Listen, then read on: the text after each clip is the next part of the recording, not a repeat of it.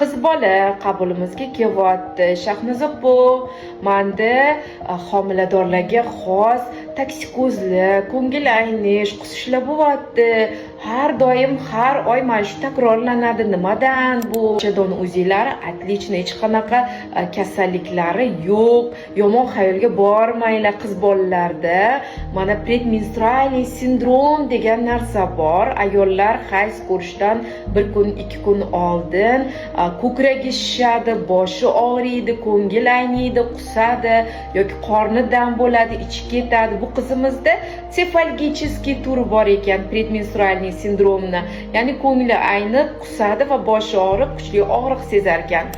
Bunday holat hamma ayollarning organizmida bo'ladi. Qizlarda bu holat ko'proq namoyon bo'ladi. Agar hayzdan oldin bu belgilar yengil darajada bo'lsa, davo talab qilmaydi. Agar bu holatlar kuchli darajada bo'lsa va o'rta og'ir darajada bo'lsa, albatta ginekolog qabuliga kelib, lechenyangizni olib keting.